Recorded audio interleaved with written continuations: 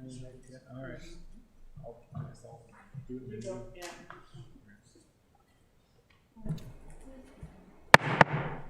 All right, I'm going to call to order the special meeting of Environmental Matters, June 6th. This is part of a joint meeting.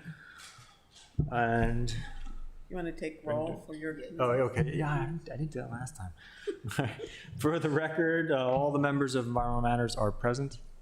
Okay, and then I'm gonna sound the gavel to convene the Rules and City Government. Oh, I'm sorry, I already hit the gavel. Convening the Rules and City Government Committee. For the record, we have Alderman Arnett and Alderman Schnellmeyer will be joining us virtually as soon as he can. So our agenda is one item agenda, which is 015-23, and I think we have a presentation. Mr. Lashinsky, are you, or Miss Eileen? Well, okay, and we have Burr Vogel is with us. If you have any additional questions from him, well, first of all, I want to thank you so much for making time for us to update you on this. We will today be giving you a sort of a brief overview of the ordinance and be glad to answer any questions you have. This Thursday, we have a work session planned for all the council. And at that time, because we didn't have the work session back in February, we'll give you an overview of the park, the new park, the park design, how the Waterfront Welcome Center is being located, the reasoning behind that, so that then when we talk about the ordinance, you'll be able to put it in the larger context. So that will be on Thursday.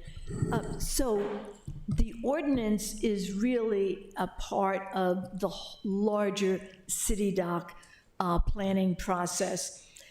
The city very rarely, if ever, has gotten to have a large plan where people come together, then an implementation strategy, then some conceptual drawings, and now the actual ordinances.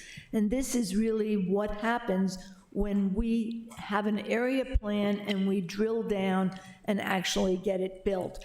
So we're very excited that we're able to now go to the step of the ordinance. After the ordinance, there'll be the design of the Welcome Center or any other structures, and a lot of public process in terms of input to the design.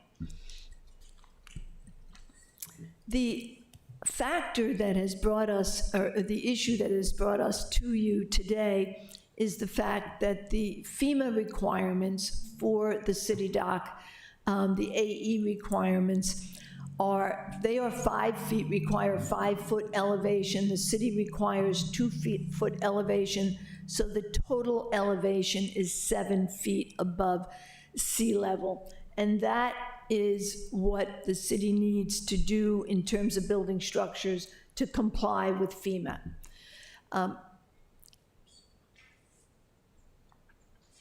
There we go. This ordinance, the whole purpose behind this ordinance was to bring people together to look at a way to measure building elevation in the AE zone at City Dock in order to align with FEMA, one, but the other is to unlock the federal resiliency funding that is available. We brought together a team of experts, architects, FEMA expert, the author of Weather It Together and the author of the Cultural Hazard Mitigation Plan, resiliency experts, all to look at this issue and to determine the simplest and most straightforward way to do it. What you see in the drawing on your left is a cross-section from City Dock. The City Dock itself, at its highest elevation, will be 8 feet. The infrastructure, meaning the road, what's it called? Dock Street will be at 6.5. So that is the context for the infrastructure going in adjacent to what will be the Waterfront Welcome Center. On the right, you see the way that it is currently measured. and that is currently you would measure from 3.5-foot grade. The city dock, the city and FEMA require 7-foot, and if you add in for, any additional, like a basement, the building structure would be at 8. So what you get to see with this drawing is that the building structures will be consistent with the infrastructure around it rather than 4 feet lower. Next one. As we move forward with the city dock resiliency project, I think council is more than aware that the garage is opening on June 14th. Construction on the city dock will take place next winter. And what we have to have now is a cohesive resiliency strategy tied to the funding. And that includes elevated infrastructure, elevated new public buildings. And in that way, when we deal with, in this case, federal government, FEMA, they will be able to see the whole package of what the city is planning to do, and our funding is predicated on that. So I'm going to expand on what Eileen just shared. I'm Eric Lashinsky, Chief of Comprehensive Planning, and kind of unpack a bit of the ordinance to help you understand the details. You start with the FEMA floodplain map. I should say, I wrote the staff report for the ordinance in consultation with John Manassa, who's our division chief for permits and inspections, and is also our floodplain manager. He's out of town this week, unfortunately, but I can speak to the issues. So this is an excerpt from the FEMA floodplain map for the city of Annapolis that clearly shows the city dock in area in light blue. That's our AE zone. It's essentially the area. You can see areas of Eastport as well, and the Naval Academy have that. It's the essentially the 100-year floodplain. It's what they say is that, chance of a catastrophic storm in 100 years, and I think it's something like 26 years for a full insurance claim. So these are severe floodplain areas, and you can see it says EL 5 feet. It's not my initials, that's elevation. That means FEMA is saying we should be building at 5-foot elevation to prevent flooding. They set those elevations. Cities that have floodplains have to follow them. The city goes above and beyond in our current code to 7 feet, 2 foot above, as Eileen mentioned. Since 1981, we've been participating in the National Flood Insurance Program, and it requires us to meet FEMA's standards. We're also getting a significant amount of funding for our city dock project from FEMA, and so that's added extra scrutiny to how we build at our city dock. Now, the ordinance is really aimed at addressing a specific place in our code where we clarify how height of a building is measured. It's kind of trivial. I mean, the image, the diagram here is taken directly from section 21.72.010. It simply shows that, we measure building height from the ground, the grade of the building, essentially elevation 0 up to the ridge of the house or building. That's the standard way we would measure building height. Now, in the historic district, we do things differently. You can see this box, you can see the yellow highlighted area. It says refer to chapter 21.56 for measurement of building height in the historic district. And what that takes you to is the larger box on the bottom of the slide, where it says, for the purpose of achieving a permanent height limit, the height of a building shall not be allowed to increase because of an increase in elevation of the front setback line occurring after the effective date of this zoning code. Now, the effective date of this zoning code is sometime in the 60s. We did our first comprehensive plan in 1962.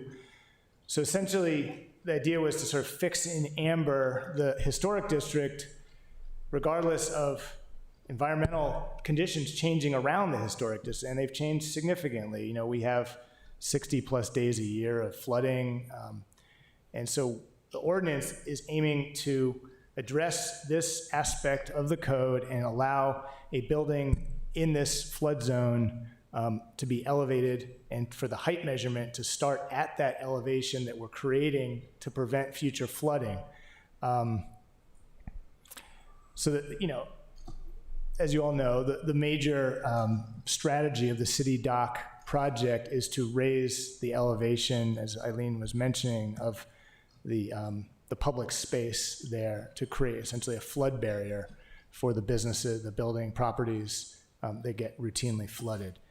Now, I want to clarify that the AE flood zone is not just at the city dock. It's in a few other places in the city, notably Eastport and parts of West Annapolis, Murray Hill. But nowhere is it more significant than a city dock. I think in terms of the economic, environmental consequence there, cultural context, you can't really compare the city dock to anywhere else. And I would, as a comprehensive planner, I would say, yes, we should be looking at the AE zones elsewhere in the city, but from a policy perspective, it's really impossible to apply the same policy to all of these areas. And so that's why we're focusing on the city dock. It's, you know, it's the only location in the city where we have a funded major civic project that is on a schedule. It's the only place where we're raising the public right-of-way around existing buildings. So it's a pretty specific context. I'm showing this slide, which has our zoning map, and it has a highlighted area for the downtown, the city dock and the Eastport Peninsula, just to underscore that, you know, right across the harbor, we have other AE flood zones in Eastport that are in different zoning districts. So the waterfront maritime mixed and the waterfront maritime Eastport. And if you look at the way our zoning code speaks about height measurement for the waterfront maritime mixed district, this is what you see in the code. It's this chart. It's very nuanced to this zoning district. It's a maritime district, and you know, since 1987, we have been regulating height and development, land use in those districts strictly to preserve the maritime uses in those. And so, you know, this has references to, you know, how far a building or structure is from Severn Avenue, 50 feet or less, 50 to 65 feet, over 65 feet.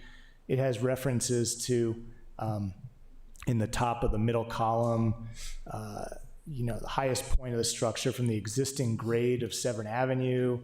There's basically a lot of specific references in here to this particular zoning district. I'm just sharing this just to kind of underscore that we've created a system in the city where things are very specific to place, in many cases for good reason.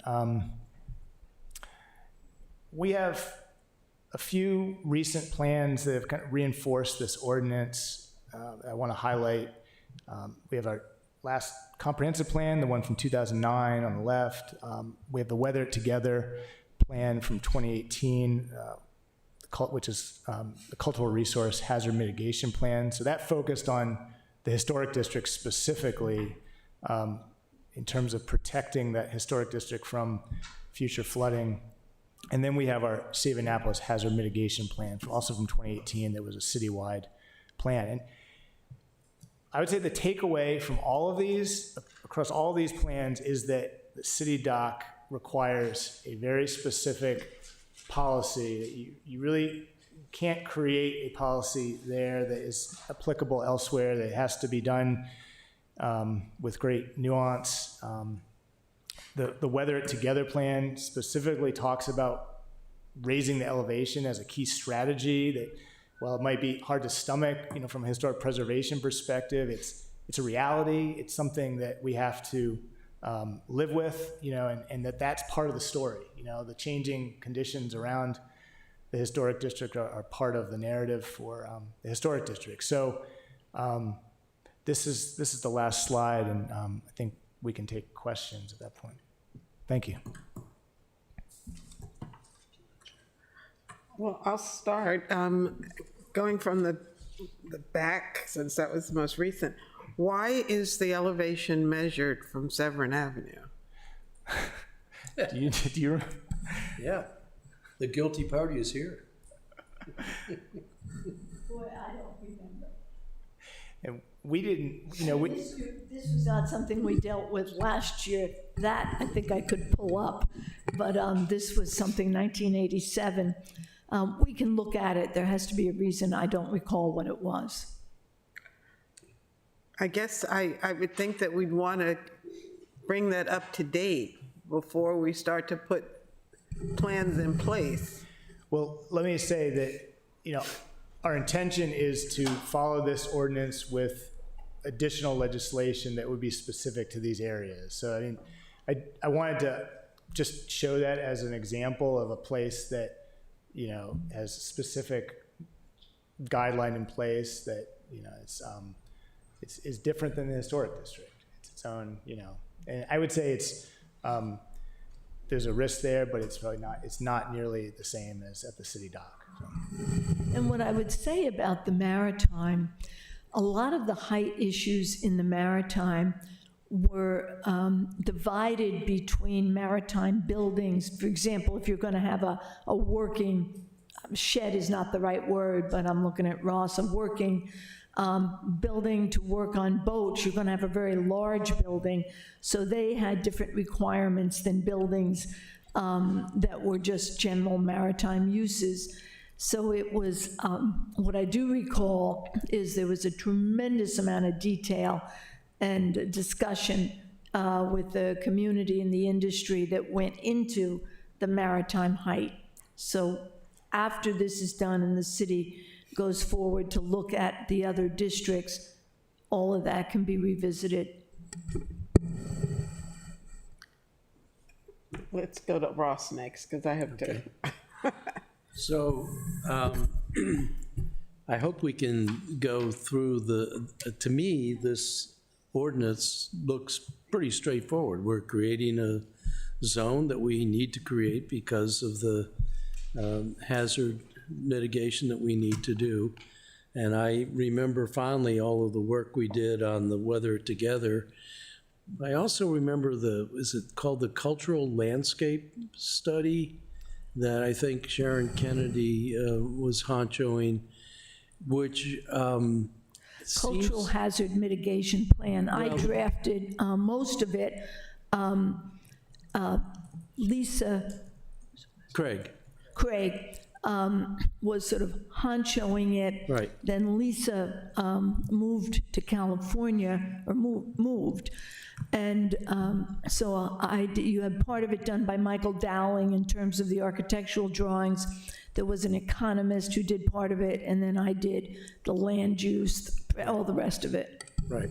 So, but the thrust of that, because we ran into it, Joe Budge and I, when we did the 2013 plan, was that you couldn't change the view sheds and you couldn't change the height of the buildings from their historic, but that is what we have to do here because of sea level rise. You're talking about a different document. Right. The Cultural Landscape Report, I think it's called. Yeah. Right. Yeah. And so is there going to be a reconciliation of that because of the natural forces that we're dealing with sea level rise? Or does there need to be? Or are we just going to ignore it? Well, You want to answer? Yeah. You need to answer. I would just say, we're only talking, 3 to 4 feet here in terms Right. of the differential, so it's relatively minor. And I think we're also not talking about a lot of additional building at the city dock. I mean, it's, that goes without saying. So I guess it just, it would rely on, the city dock plan. So what we have done some sight lines relative to the I call it the Maritime Welcome Center. The mayor calls it the Waterfront Welcome Center, so I think it's the Waterfront Welcome Center. Relative to that building, and what you'll see, and we'll share these, I believe they're gonna have them ready, is that looking from City Dock, if you're standing at City Dock, the view, if you have a structure in that area, is actually much broader and much better from several angles.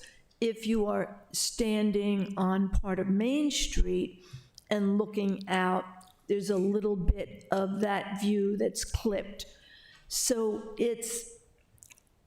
and again, I just saw them the other day.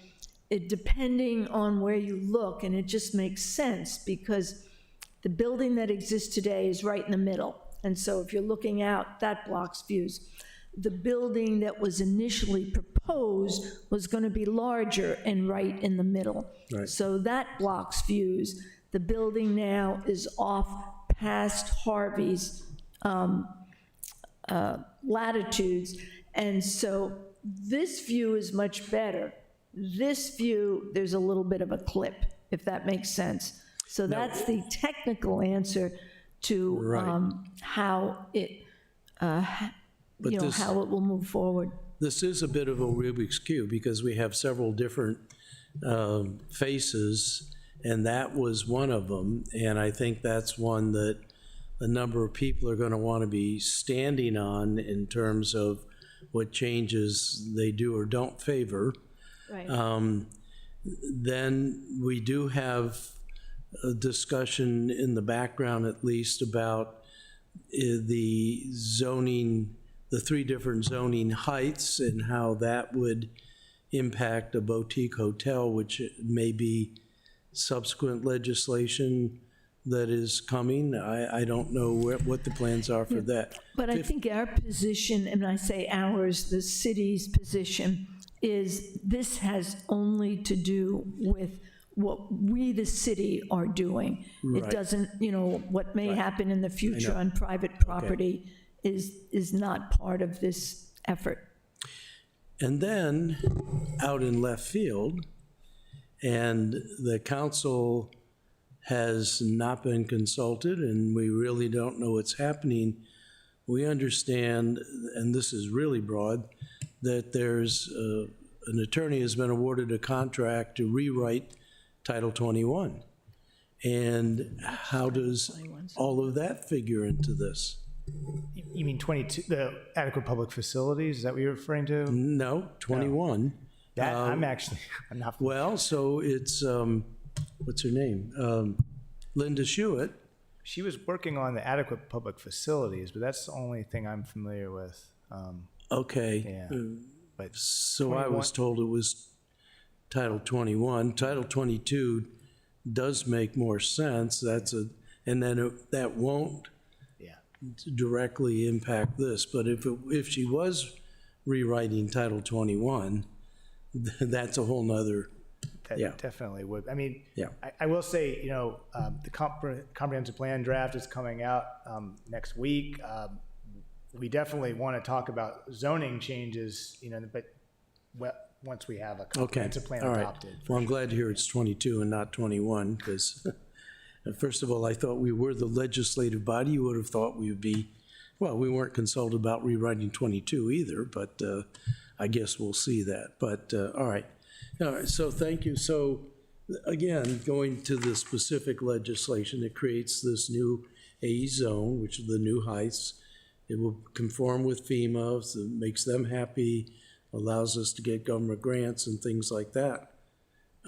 We have the 2 amendments from Alderwoman Tierney, which I think are amendments to make this consistent with the 2-foot height above the sea level rather than 1 foot.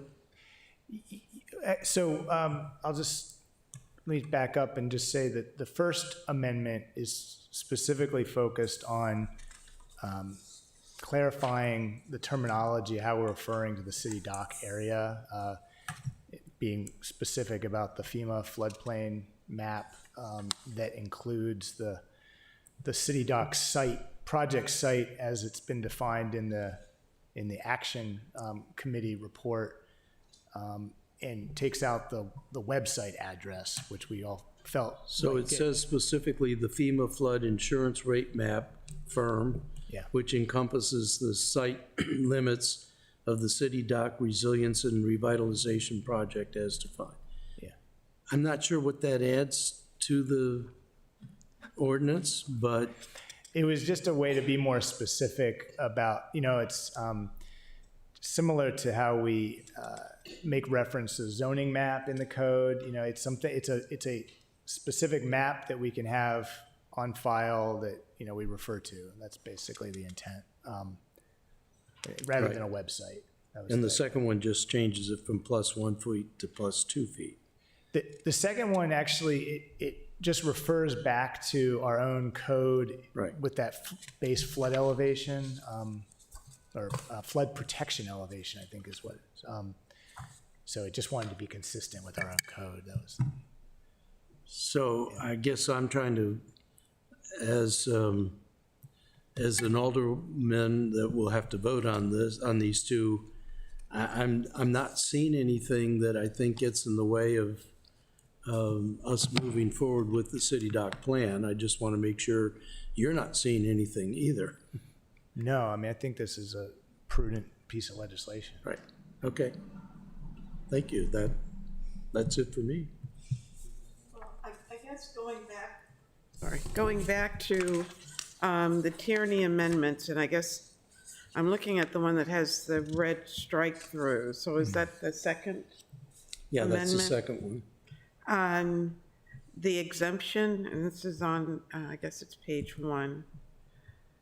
I think that may be the first one. It says, it strikes out the exception criteria and then rewrites it as exempted structures will be measured from the new grade, otherwise known as the new base flood elevation at the front setback. The resulting new elevation will be base flood elevation as defined in Title 17 and 11 +2 feet. Yeah, that's right. Yeah, that is 2. You're right. Yeah. Yeah. It doesn't strike fear in my heart. No, I mean, and John Manasseh reviewed it as well, and said it's what we want to be doing. So did John, or did you write these amendments for Alderwoman Tierney? No, she worked with Cynthia Reuter to amend them to once the staff report was out. Cynthia helped But to. She wrote the original. I mean, actually, I don't really know. I don't know how the originals were drafted. I just know once the staff report came out and we had our first hearing at the Planning Commission, she edited them to be sort of more consistent with the staff report. And then HPC also reviewed, and it looks to me, Yeah, there is. Well, can I finish Sure, before sure, we sorry. go on? I mean, I appreciate your Yeah. help. But I think it would be helpful if you could see what we're seeing as her amendments. There was number 1, and then there was a strikeout, and then a new number 1, C1. And then under exemption, which is a new 2. I just want your concurrence that those don't significantly impact anything. Because it does talk about where the measurement begins at the grade. I reviewed what was on LegStar this morning, which I think is what you're seeing. But if you have a copy, I don't know, is there an extra copy of what you're looking at? Just Grade, we're on our iPad. yeah, here, I have, yeah.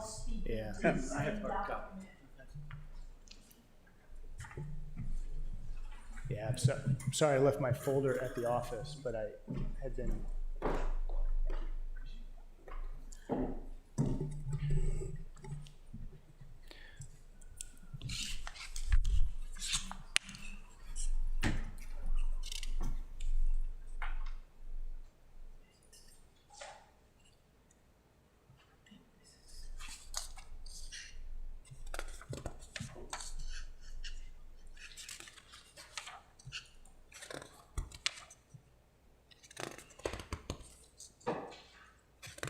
Should be on the bottom of page 1 and goes over to page 2.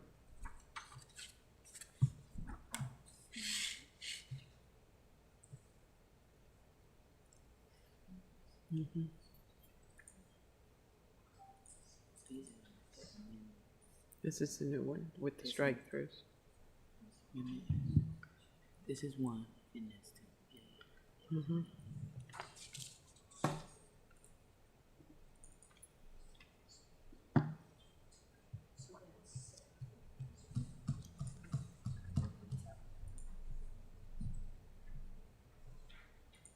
I'm surprised Ellie's not here to. You're surprised who's not here? Ellen? Yeah. Maybe she's waiting until Thursday. I don't know. What's Tripp's Fulton. last name? Mr. Fulton, are you aware of the changes that, Are you talking about Amendment 1? what? Both of them. I just opened the first one that looks like it has some strike-throughs of the original. You were referring to C2 in Amendment 1, which looks like it was subsequently amended in Amendment 2. Just making sure we're all on the same Yeah, page. that's Yeah, what I was I got them in looking front of me. Are we, Eric and I are just looking at what you gave us, and I guess Amendment 2 looks correct because it's the new elevation will be base flood elevation as defined plus 2 feet. So we are reading that as, is that 7 feet? Yeah. This says plus 1 foot, the one that I'm And the reading. other ones, we were just going to say, the other one says 1 foot, so they appear to be inconsistent with each other. I think that's a good pickup. I had been reading the First Amendment primarily based on the first part, that was the intent of the staff report, was to clarify the way we describe the city dock area. But I see the inconsistency between, yeah. It looks as though one is saying 8 feet, one is saying 7, so my guess is the best thing to do would be for you, Eric, to check with Alderwoman Tierney to see if there's a reason for the inconsistency. Well, I assume that the first amendment was really the second one because it has the strike-throughs of the new language, but maybe, and I haven't, I have to figure out how to open the second one. Where do you see where did you get the 8 feet from? Yeah, this doesn't speak to, this speaks to 1 foot. An elevation change So from 1, and he the just said it 8 had foot- 2 in the other. Well, the 2 is because it's the 7 feet ultimately is what I think she's factored in here. It's that 2 feet's already in the code and the other title. I think we thought the 8 foot was, the city defines flood protection elevation as 5 plus 2 plus 7, and then Yeah. what John Manassas says, the 1 foot comes from when if you have any sort of below grade space, you need an extra foot for waterproofing, I believe. That's sort of I think that's where that comes from maybe, but.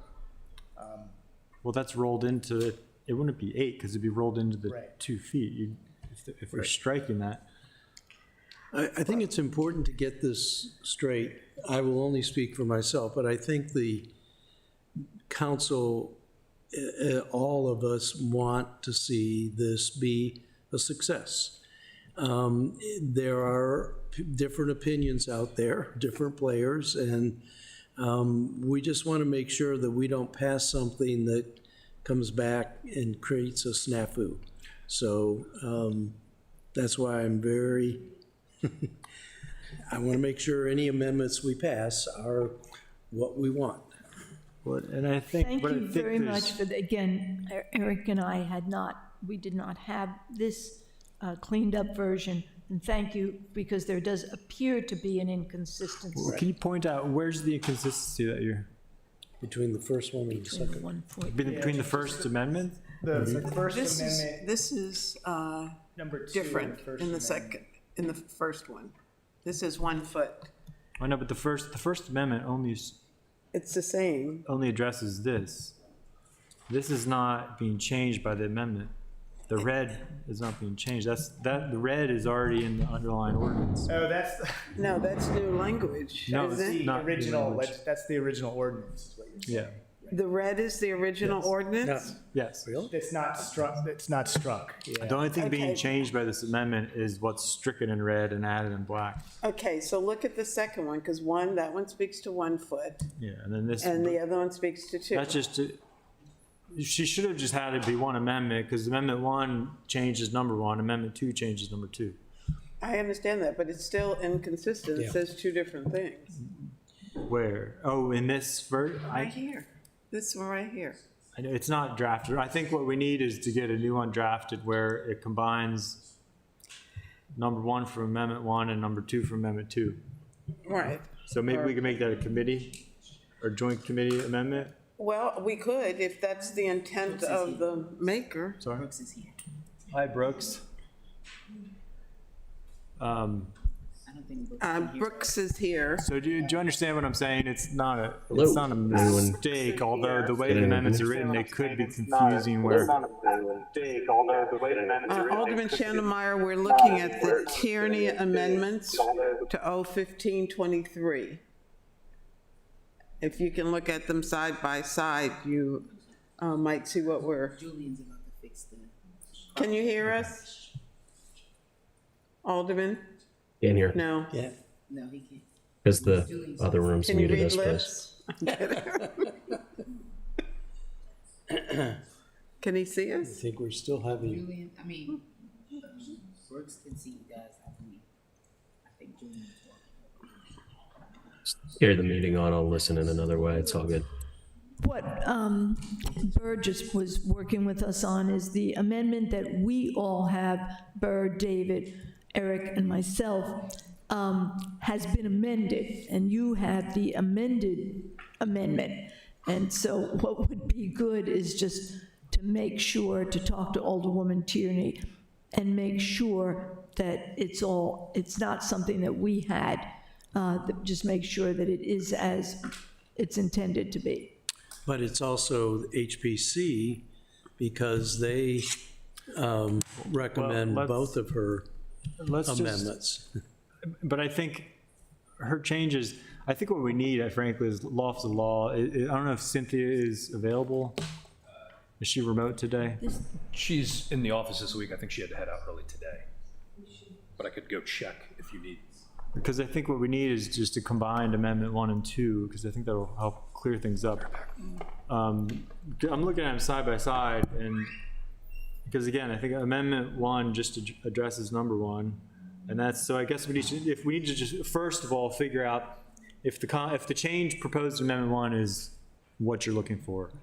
And that is, I think, in line with the recommendation that was in the Plan and Zoning staff report. Because if you look at the staff report, that has, not that one, here it is. At the end of your report, I think you had the proposed language to strike the website link, which was done by Amendment 1, and then you recommended replacing the FEMA Zone AE flood hazard map covering Annapolis City Dock and replacing it with let's see, the FEMA flood insurance rate map firm, which encompasses the site limits of the city dock.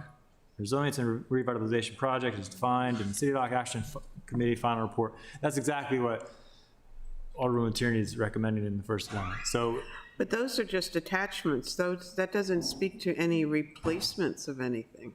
Well, that's in Eric's report. Those are the attachments to the ordinance, right? The things you just read. no, go to the, not the end, but go down to about page 7. Yeah, mine's right there, go blank, right there, zoom in there. So the first bullet's what I just read, and that was what Mr. Lashinsky, Plan and Zoning recommended, and that's what Amendment 1 does.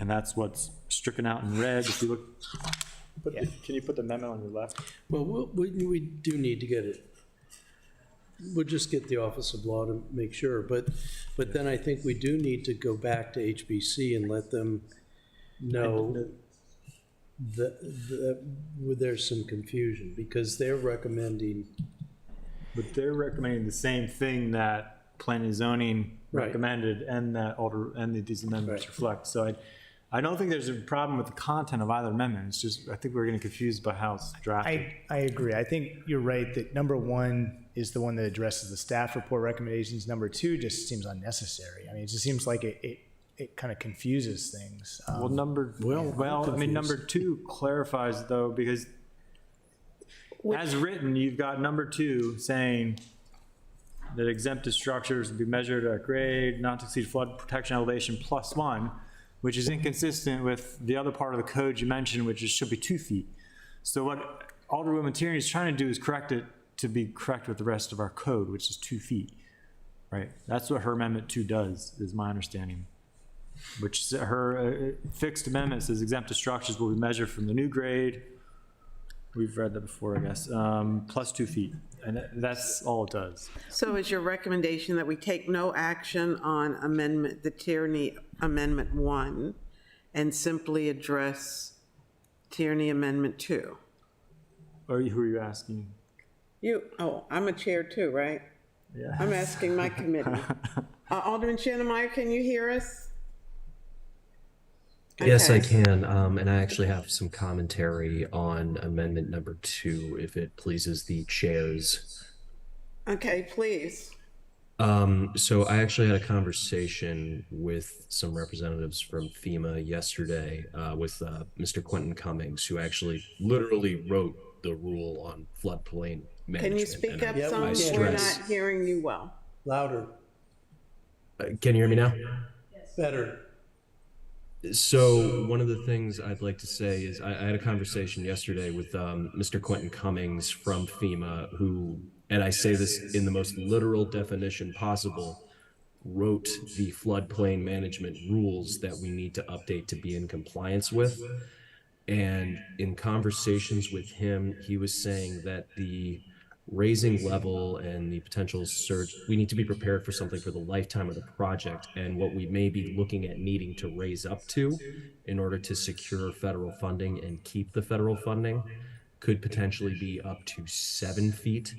I think he plans to come in on Monday to get more into details on that front.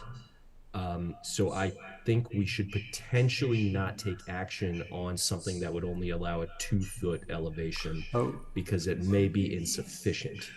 Brooks, or Alderman, just a correction, it says 2 feet, but you have to factor in number 1, C1, which that sets forth the 5 feet. Because FEMA right now is setting forth 5 feet.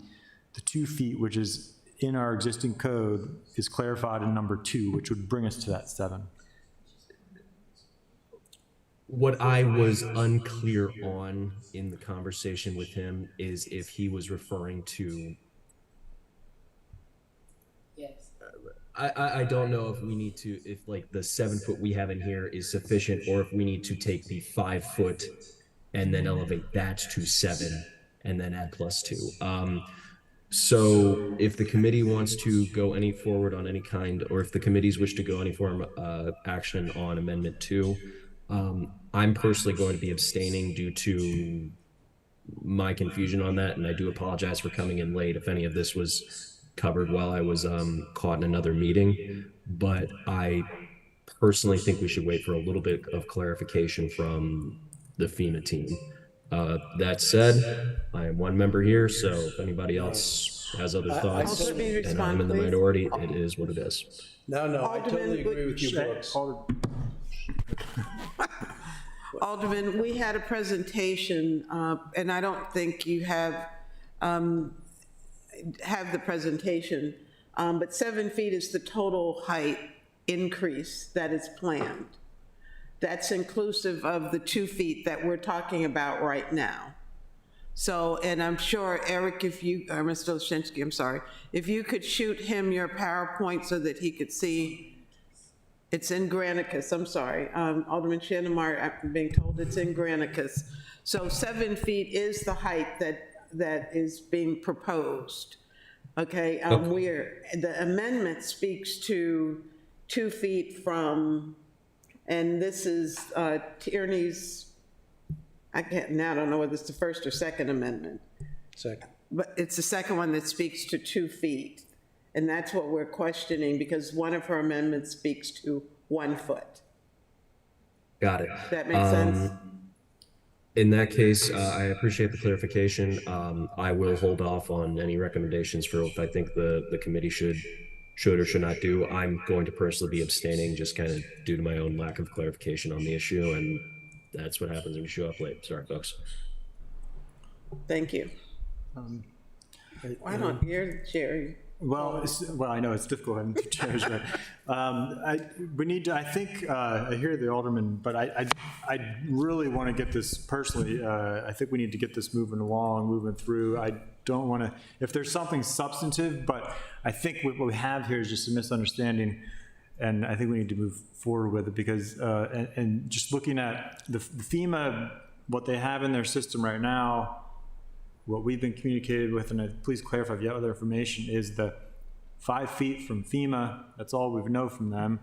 But if we stick with the 2 feet in our city code, the 2 feet additional for 7 feet, that'll play it safe either way. I don't think we want to go beyond that for any reason.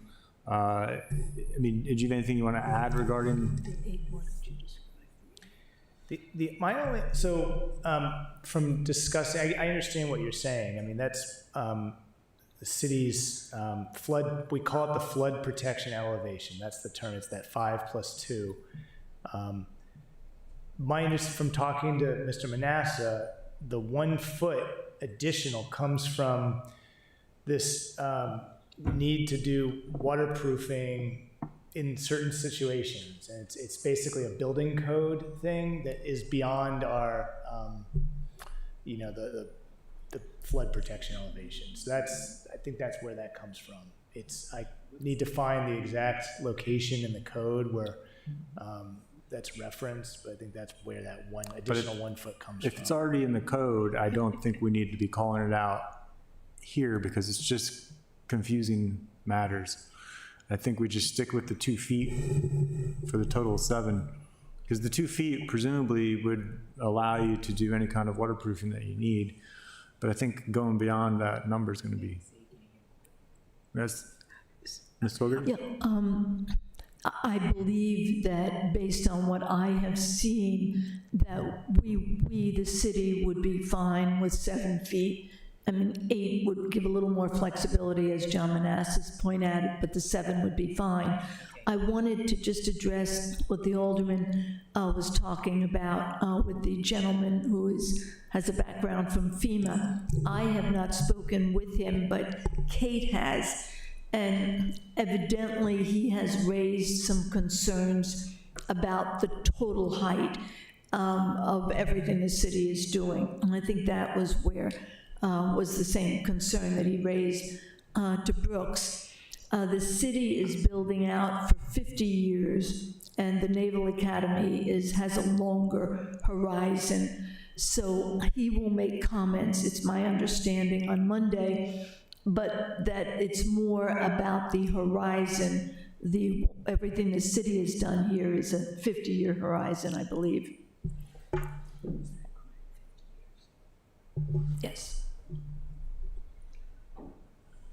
So my question before we allow anyone who wants to speak to this is whether we are going to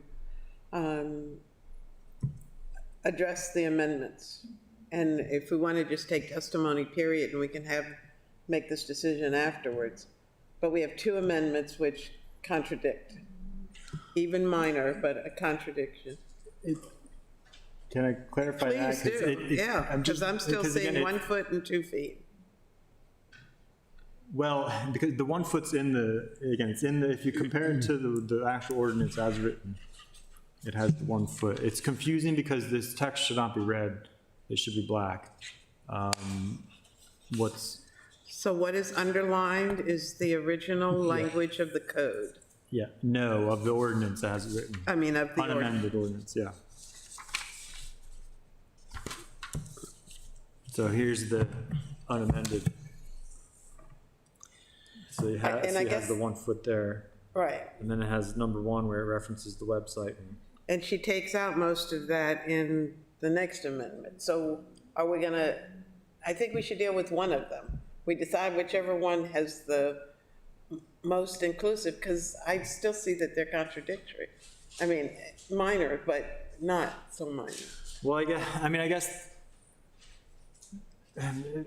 they're not, I guess we do kind of need a clarification at some point from, I guess the question would be for Mr. Manasseh, if he was, when he mentioned this 1 foot, did he realize we already have 2 foot plus wiggle room, which would address his, I'm thinking it would address his 1 foot? He did, yeah, Concern? he's aware, he's fully aware,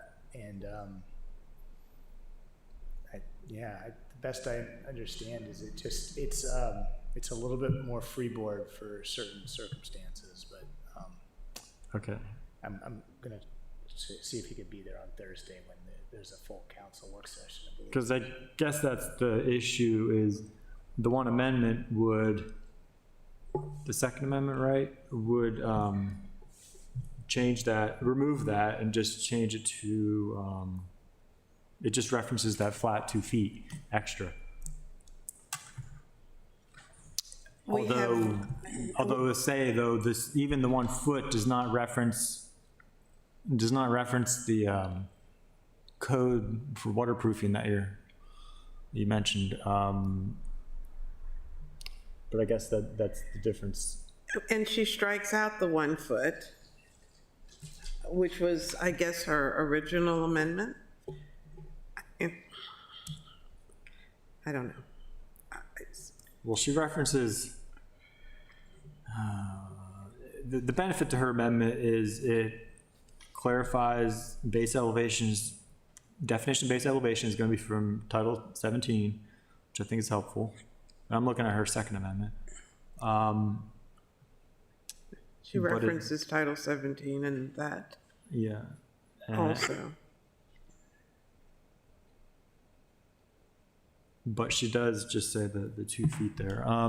So I guess that'll have to, that's a good point. That's a question I think for the alderwoman is, I'm not sure if that 2 feet is in addition to that 2 feet that we already have allowed in the codes, or are we now talking about, Right. are we talking about 8 feet, I'm 9 afraid feet? I fall in line with Alderman Schneidermeyer, and the reason that I think that it's imperative to get this cleared up through the Office of Law and with the Alderwoman is because there are a lot of people looking at that, and there are a lot of factions, and there's a lot of things going in the background, and I think we need to be very precise. I don't want anybody to think we've done a switcheroo on them over something that I think is really highly technical and not locations of buildings or who's in control of what or anything else. So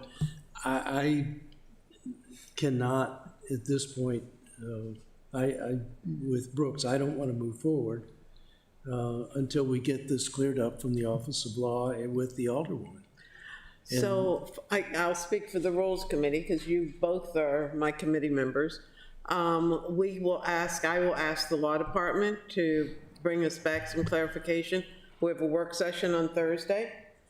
And if there is the need for a position on the amendments, then we can have a quick meeting on Monday or whenever. But clearly, we do need some explanation. And I would appreciate you guys sharing which one of these two.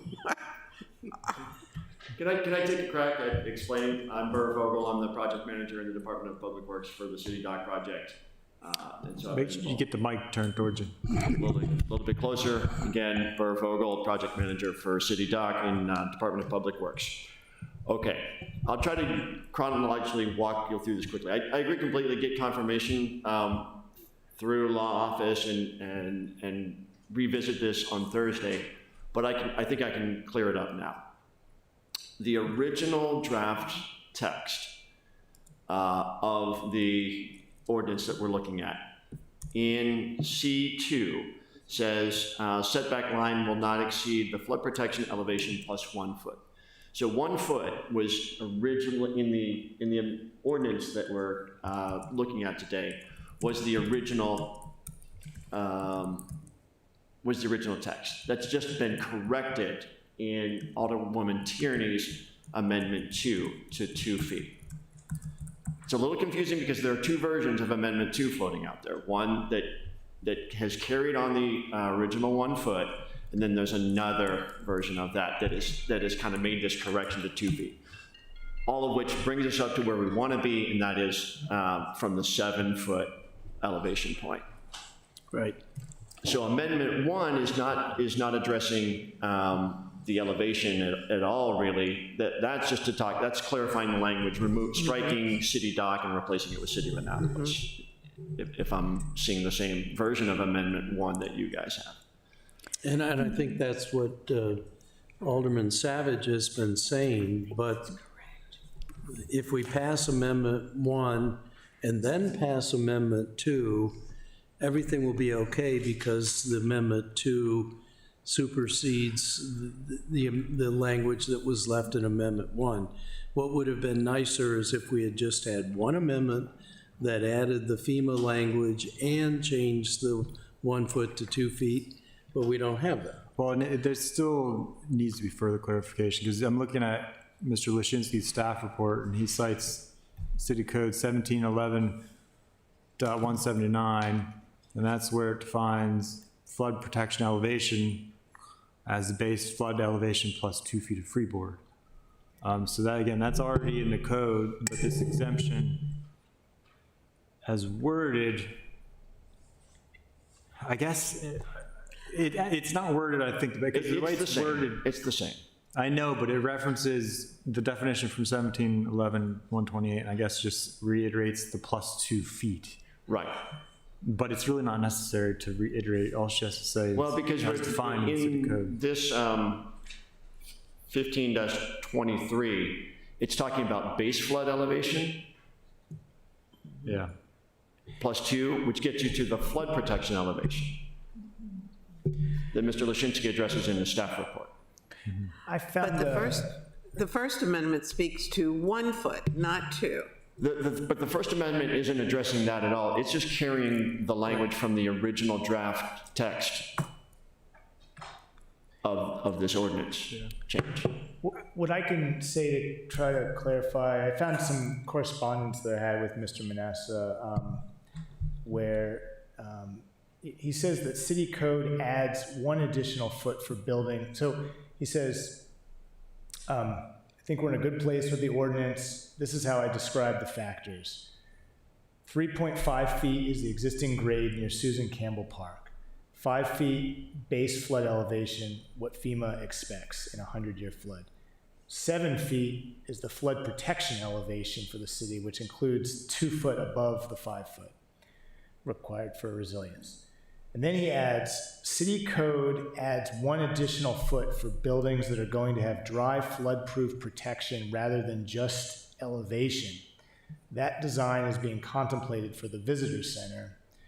So this ordinance is adjusting the height measurement to do that. That's basically his description of the situation. So the building the specific building we're talking about has to have a first floor elevation of 8, but when it comes to measuring the overall height of the building, we're only allowed to use 7, and we're okay with that. So the issue of a basement and the extra foot going from 7 to 8 is really not relevant to the code change we're talking about. I know, but the amendment's not written correctly, and I think we need to get the staff report to clarify what the final elevation is. I mean, currently it is saying 7 feet, but I'm hearing that there could be the additional 1 foot on top of that. Just for the building we're talking about, but that doesn't, we don't need a code change for that. But that needs to be clarified in the staff report. This is a big issue. We need if we're confused, we need to make sure the public and everybody's straight. And again, the language as written, this is for law office on number 2, amendment number 2. I don't think it's well worded because it says the resulting new elevation will be base elevation, which yes, Base elevation. per code is +2. But then it says as defined in Title 17, which is correct. But then it tacks on at the end +2 feet. So the way it's worded, you could probably construe that to be adding another 2 feet on top of the 2 feet referenced. That's what I'm worried about. I think you could just drop the +2 feet at the end and have it reference Title 17 because it depends, unless we want to get to elevation 9. No, Are you looking at both amendments? So I think I looked at the code that is being referenced in Amendment 2, and it's referring to the base flood elevation, which is FEMA's number, that 5, not the city's flood protection elevation is what we refer to as that 7. So that's in my mind, the discrepancy is we're either talking about 7 or 8, and that's I think if the council would like, if the Rules and Environmental Matters Committee would like, what we need to do, my understanding from you all is that the ordinance as we proposed it is clear to council. That's clear to you. It's clear to us where we're looking at +8 feet for the reasons that Eric and Burr have described. The question is exactly what is the additional footage referring to in Alderwoman Tierney's amendments. So what we can do in addition to the reference to the law office, Mr. Vogel, David Gerald, Eric and I will look to meet with Alderwoman Tierney and someone from the law office to clearly understand her intent and then make sure that her amendments reflect that. Does that sound like a plan? That would be fine. I think I was trying to ask for that all along, so finally we got back to it. I think Alderman Schandelmeyer, Alderman, can you hear us? You wanted to make a comment? Yes, or- hey, everyone. Yes. Please, go so ahead. one of I understand that there's a sense of urgency in trying to get this out of committee. So what I personally recommend doing is, if we are unsure on what to do for the amendments, I think taking no action and then just getting this out of the committee hearing might be the most prudent thing, and then we can get the clarification on Monday. I'm seeing people looking at each other, and I'm assuming I said something they disagree with, so all right. Thank you, Alderman. That's exactly what we've been talking about, trying to get to this point. So yes, thank you, you concur. So this is for the Rules Committee. We're not going to take a position. We're going to look to the Law Department and the committee to bring back information, and hopefully that will be on Thursday, because, you know, the mayor has an interest in getting this done on Monday, so we're gonna have to find some time to address it. So So do you need a motion, Madam Chair? I would like a motion. I make a motion that the Rules and City Government take no position on 01523 at this point. Alderman Schandelmeyer, would you like to second it? Second. Thank you. All in favor, please say aye. Aye. Aye. Thank you. Your turn, Alderman Savage. Yeah, I think I'll do the same thing. I see your point as far as, I think I was conflating the two terms, the flood protection elevation and then the base flood elevation. So the flood protection elevation is that 5 feet. I'm sorry, no. 5 feet plus 2. Yeah. I think that is a city term, specifically a city term. So I see, Eric, in your report, it says for the city dock area, the BFE, so the base flood elevation is 5 feet above sea level. So that's the 5. And then we've got, and that's what the amendment references, the resulting elevation will base flood elevation, so 5 plus 2 feet. it doesn't even reference flood protection elevation in the amendment. But I think that's where the 2 feet's coming from. That's what you're saying? Which is the flood protection elevation, which is defined in 1711-179. There's a definition for flood protection elevation. It probably should, if anything, it should reference that. I think that would be probably clear. Yeah, I think that's where some of the, at least for me, I think that's where some of the confusion's coming from. And then on top of that's the John Manasseh 1 foot. So if yeah. I may, Mr. Chair, by taking no position, we clear it out of the 2 committees. It's not, we have to talk about it at some point. Right, well, then we leave it to the staff to get this cleared up. Hopefully, there'll be something Thursday that will address this. I don't think we need to take any further action after that. It can go on the agenda for Monday night with the proper clear amendments, and we can pass it. Is that a motion? That is a motion that the Environmental Matters Committee take no position on 01523. I'll second.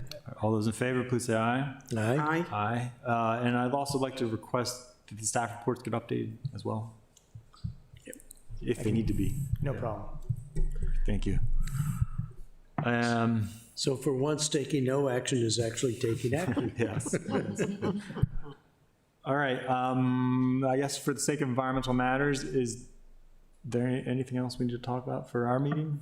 I don't think I so. don't think so. Is there a motion to adjourn environmental matters? Second.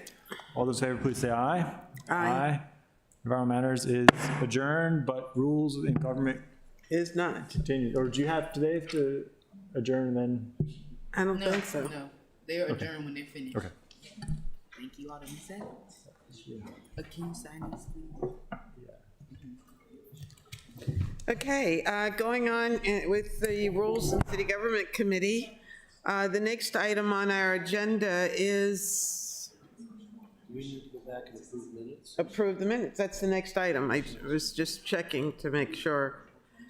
Could I get a motion to approve the agenda?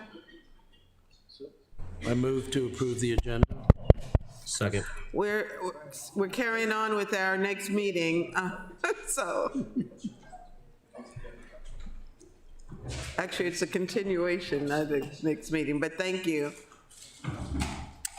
So I'll entertain a motion to approve the minutes from the March 31st meeting. So moved. Alderman, So moved. I don't have. Here we go. All right. take your time. Do So we want to I will postpone move- action? Do we have the minutes? No, I Alderman haven't. Schnellmeyer, do you have the minutes from the March 31st meeting? Yes, Madam Chair, I made a motion to approve the minutes. Second. Okay, I'm sorry, I didn't hear you. All in favor, please say aye. Aye. Aye. Aye. Okay, so the first legislation, 01723, administration, requiring the city manager to provide staffing impact statements on pending legislation. This is my ordinance, and so I'll speak to it. We make code changes throughout. This is what we do. And we have taken little consideration in the past as to who or how the task is to be completed. So this ordinance requires that the city manager attach a staffing report to any piece of legislation. And excuse me, but Mayor Moyer, thank you for attending today. Thank you, we're trying. And so this requires that the city manager attach a staffing impact statement so that when we're adding jobs or tasks, we need to either make sure that existing staff can handle it, or we need to include additional staffing for the task. Questions? concerns? Well, if there is none, I'll entertain a motion. So I do have a question. I'm looking at page 2. Standing committees and planning. I'm trying to figure out why we're getting into changes there. Any ordinance or resolution waiving or reducing shall refer to the finance committee at the meeting of its introduction. I don't understand what these changes are all about. Well, I have to try to think about why that was included. And I think it was, and we were writing this legislation during the budget process.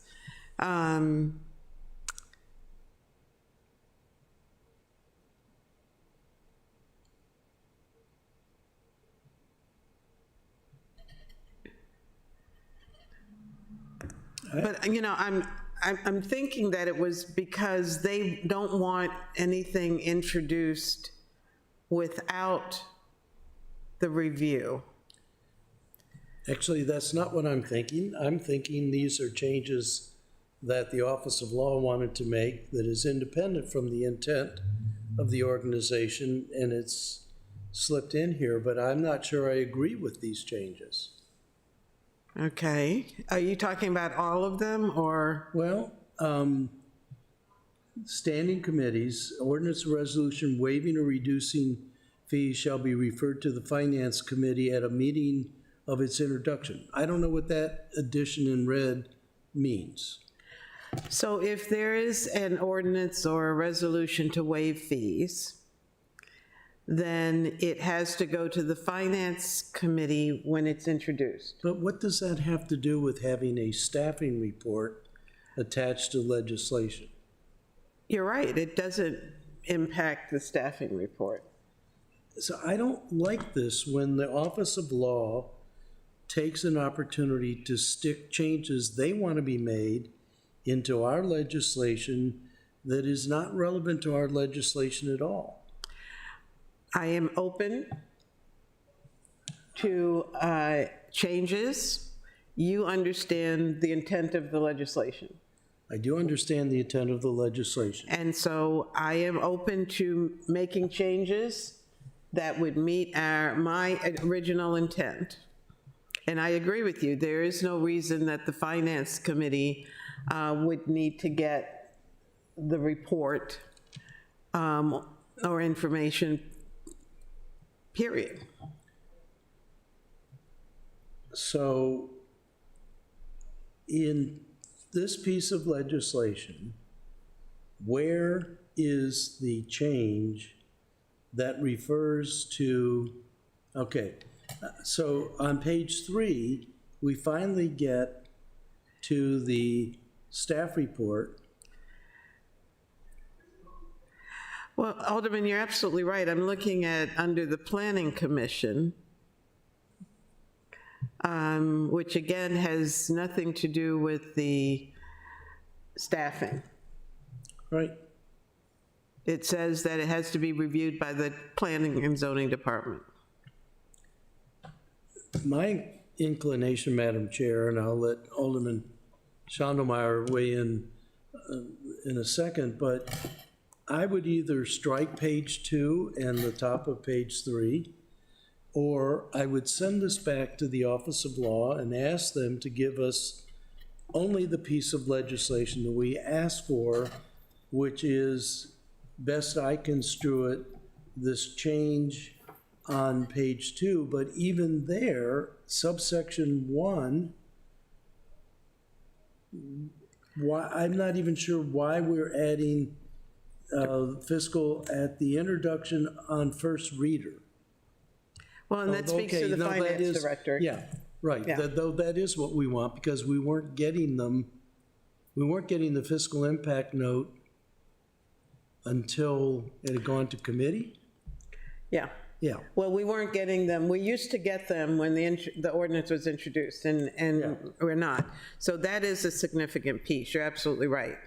We want the fiscal impact note on First first reader. reader, Right. okay? And then the second one is the one that we're Exactly. primarily asking for, is that there's an additional report, a staffing report from the city manager that talks about the impact the legislation would have on staff levels. Absolutely, you're correct, I agree. Alderman Shannemeyer, what's your feeling about this?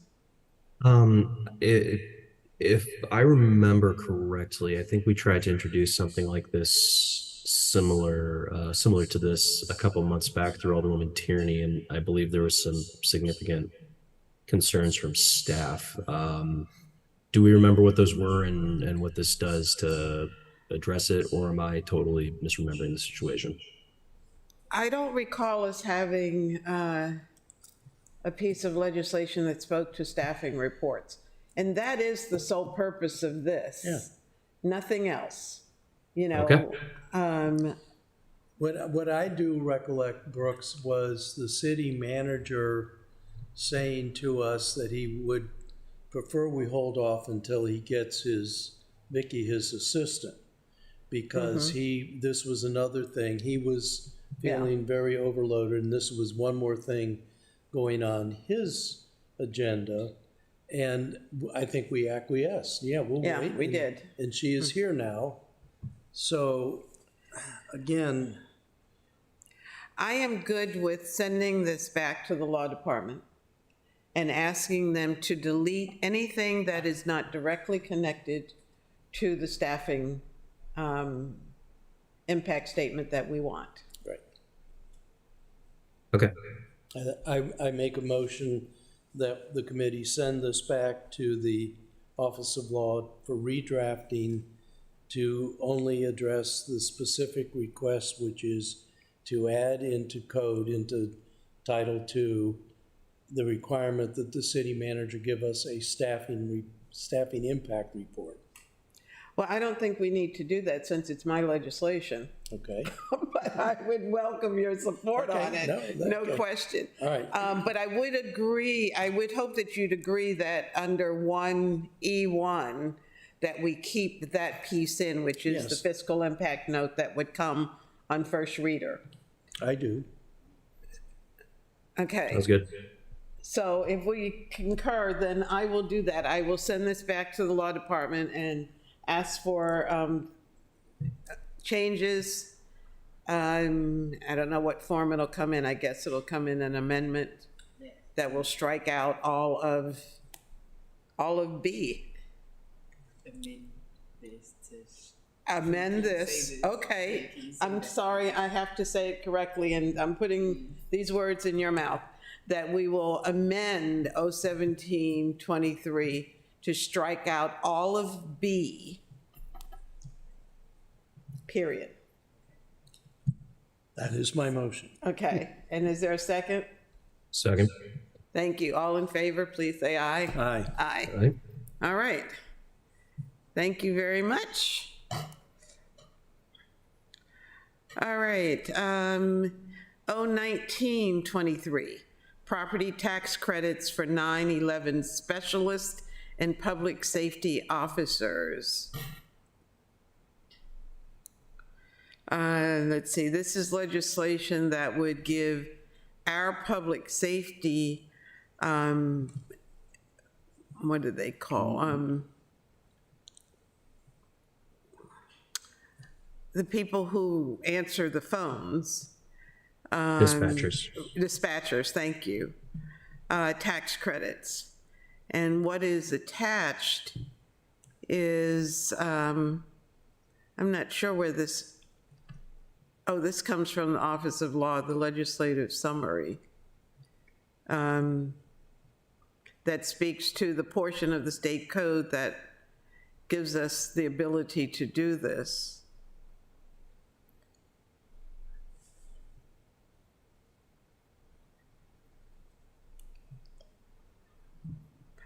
But what is your, I've heard a few concerns that relate to others getting the same tax credits, particularly those in public safety, and why just this particular group? And Madam Chair, my sense has been that we're taking advantage of something in state law, but quite frankly, this isn't these are not the principal public safety people, like the ones that are going out and putting their life on the line. It also isn't all of public safety. It is police and fire dispatchers, but apropos of last night, I think our OEM people are considered part of our public safety.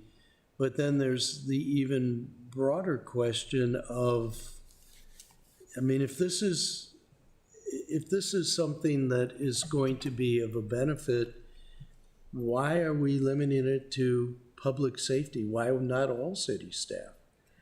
And I think the only reason for that is because we're taking advantage of a particular piece of state legislation. And that's fine. I guess something is better than nothing. But I wonder if we won't have some noses out of joint. How come they get it? They already get high pay, and I'm working in public works as a front-end loader. Why can't I get a break?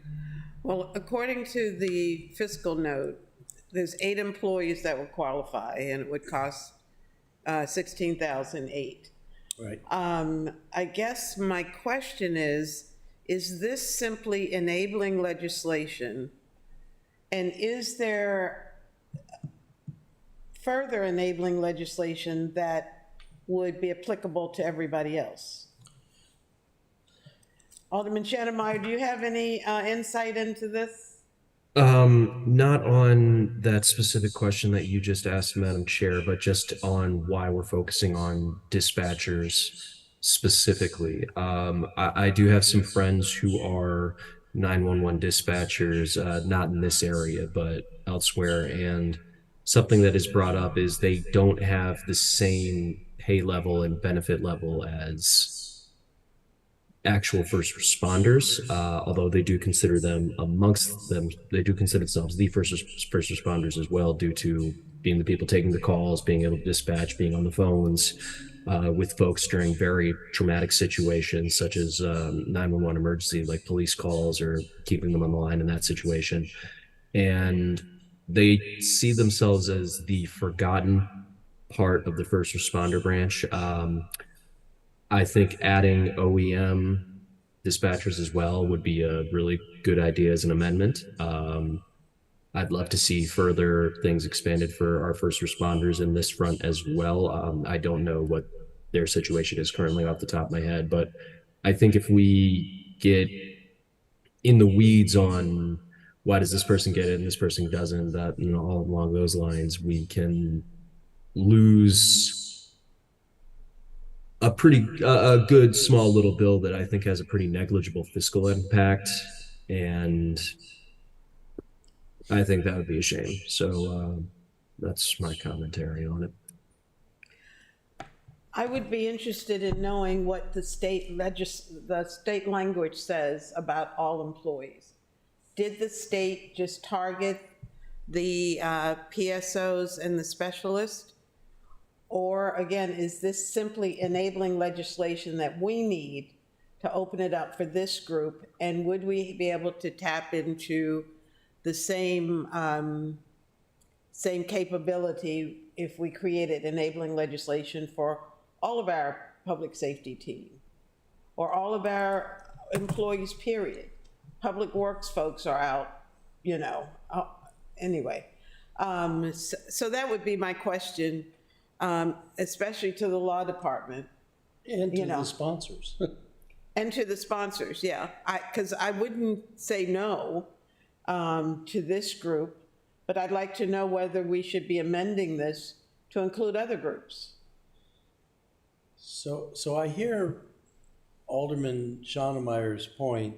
This is, if I'm understanding this correctly, something the state has given us the ability to do for a small cohort of our staff, the dispatchers, and why not take advantage of that? And you know, I see the appeal in that. On the other hand, I worry and we actually do have a city staff person here, but I'm not gonna put her on the spot. I wonder how the rest of the city staff are going to view this, because I think those that live in the city probably also feel like they ought to be given a benefit. And when you think about it, doing this more broadly has some recruit and retention possibilities for people other than dispatchers and people other than public safety. You know, all of our departments are having some trouble recruiting. And if this is, but the state apparently does not give us that purview. But I worry about the, how come they get everything and I don't get anything kind of thing if this became some people focused on it.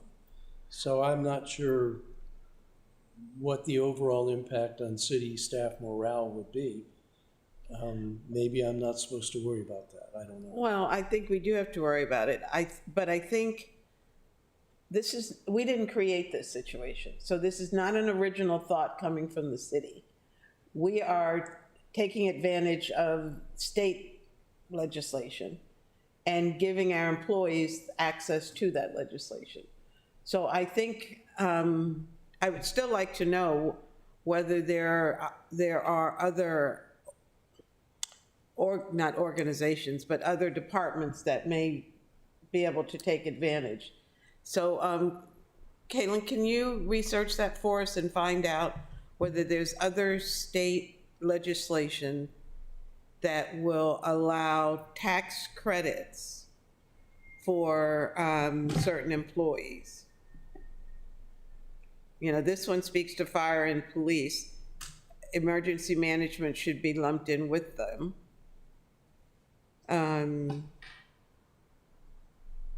But whether enabling legislation is necessary from the jurisdiction to take, so that they can take advantage of it.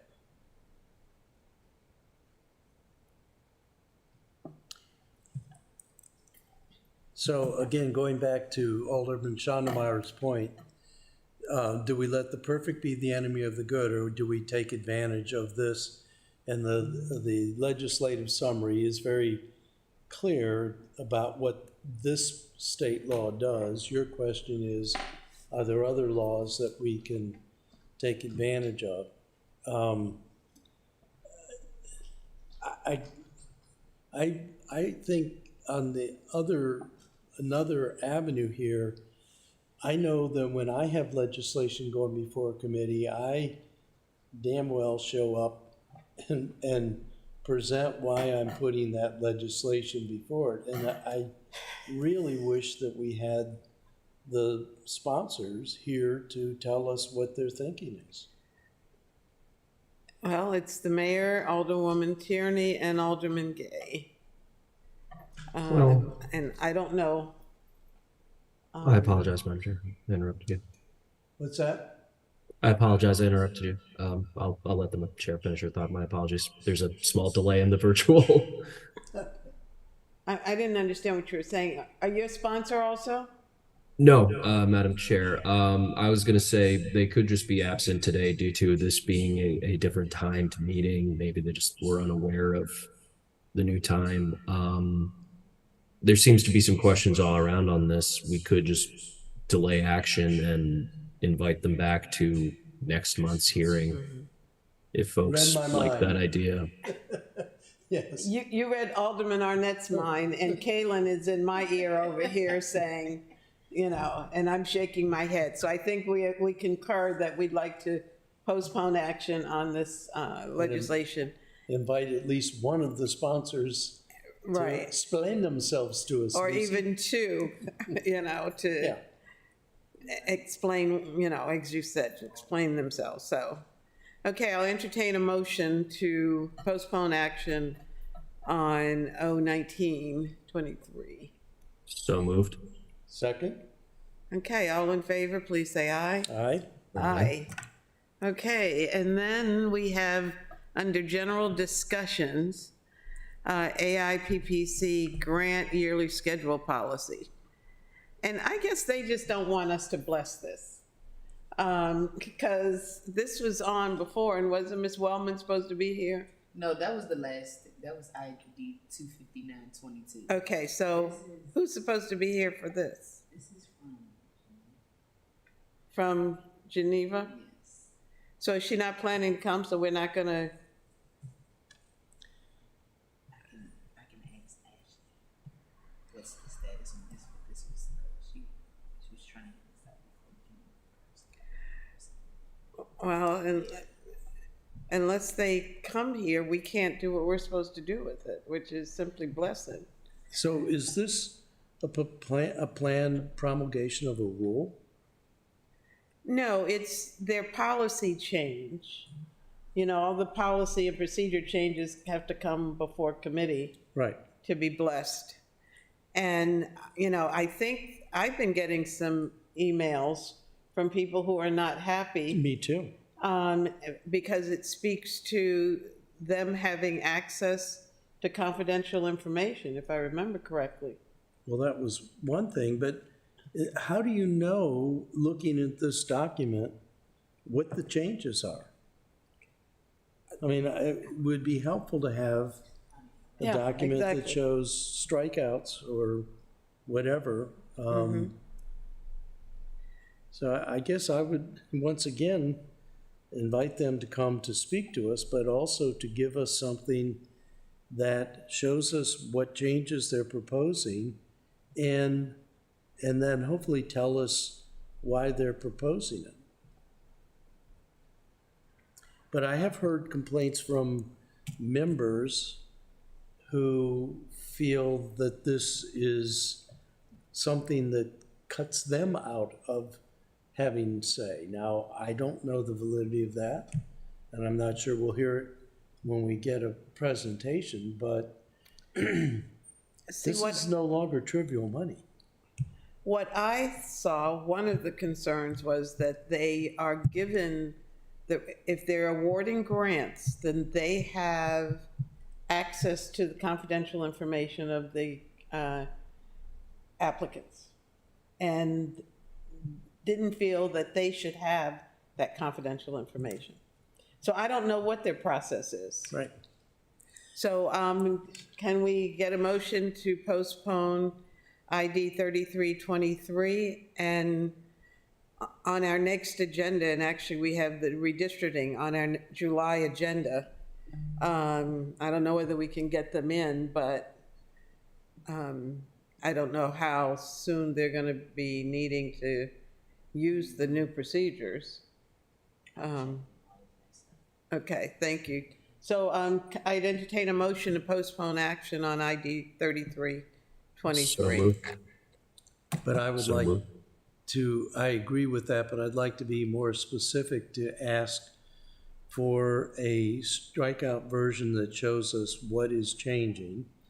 And I would really like the proposers to come to explain to us why they're changing it. And I think that should become a policy for all of our committees, is if you're planning and making changes, show up and explain why. I think we're reasonable people, but I also think we deserve the courtesy of getting a explanation.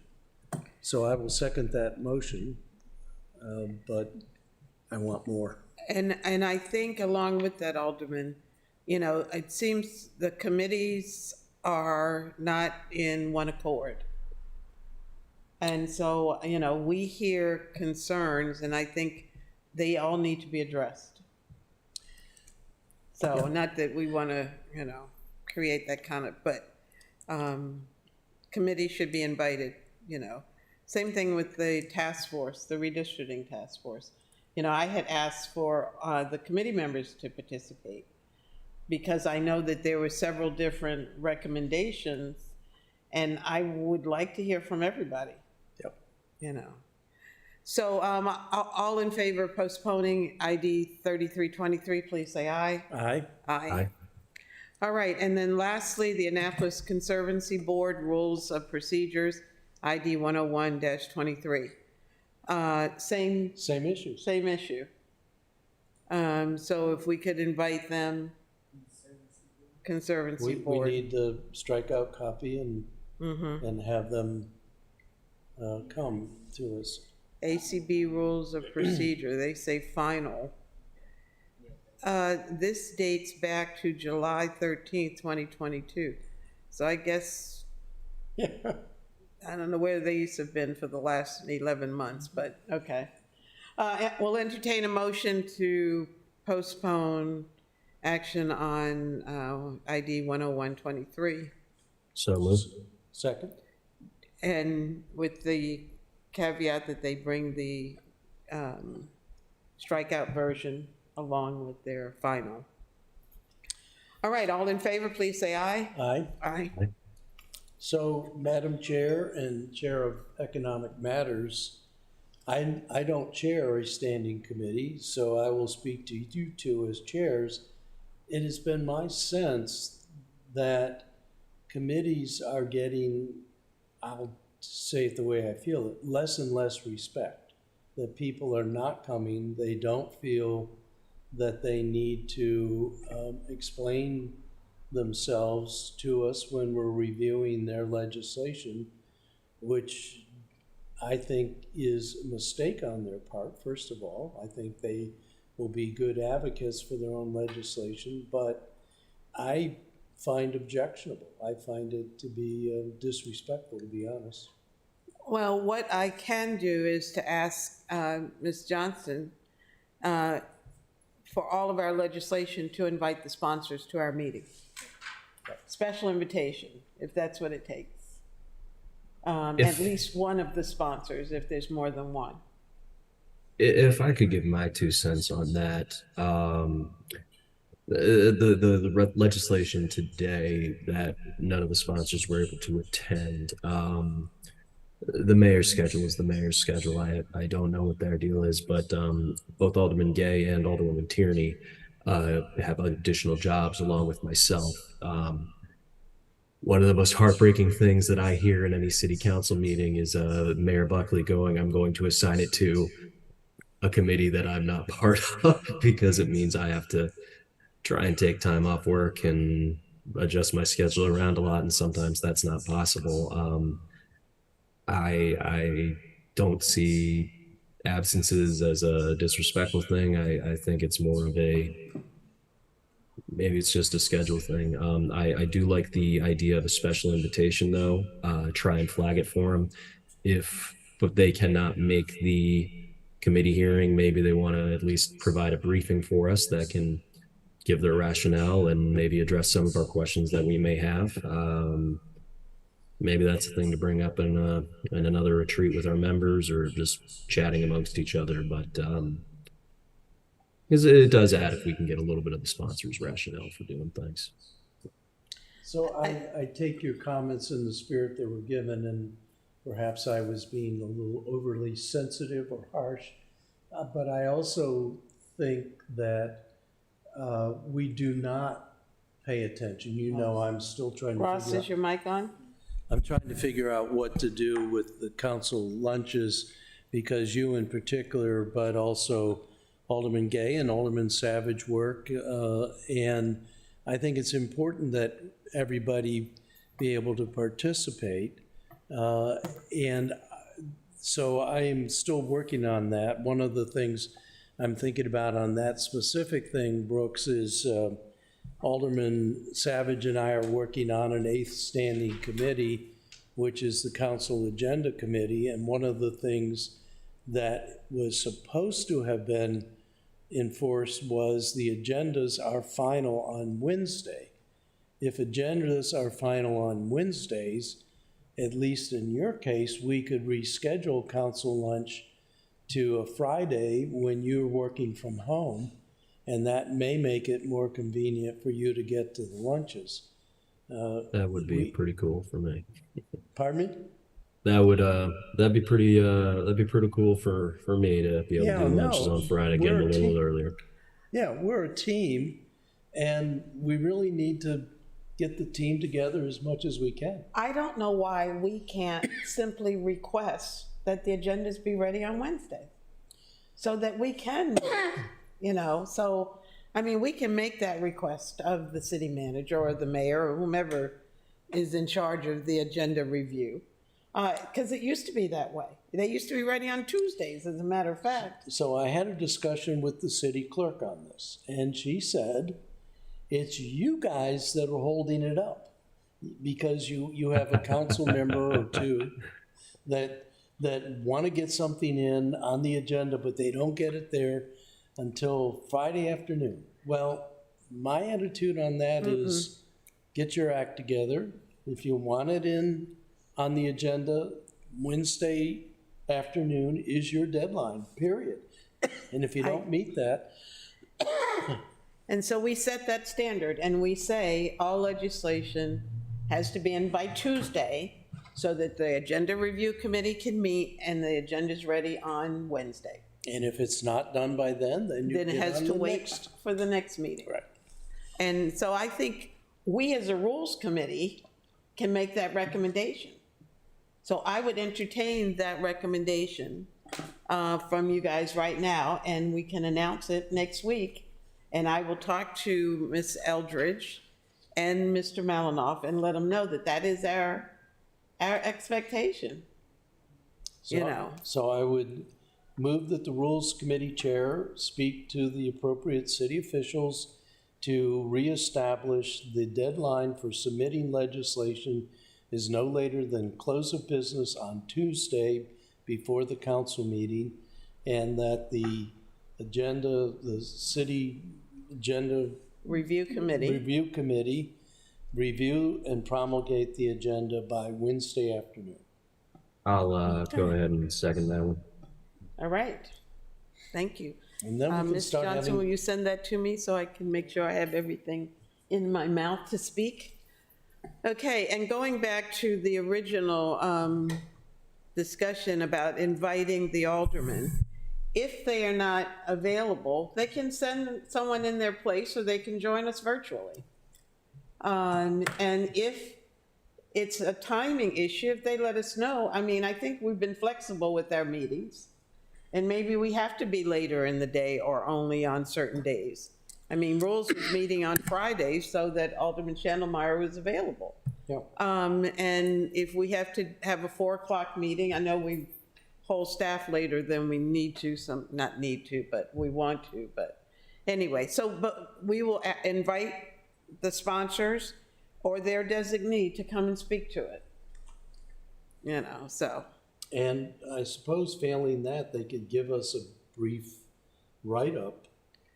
Yeah, well, that's second Yeah, option. But preference is, We need to ask questions and hear answers Right. and that kind of thing.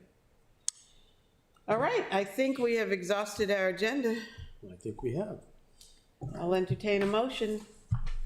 Motion to adjourn so I can catch the last bus out of DC. I was wondering if we should be finishing up so you could run out the door. Yeah, right. Second. All right, all in favor, please say aye. Aye. Thank you for Thank you, joining us, Brooks, for joining us. Sorry I was late, guys. I apologize. No problem.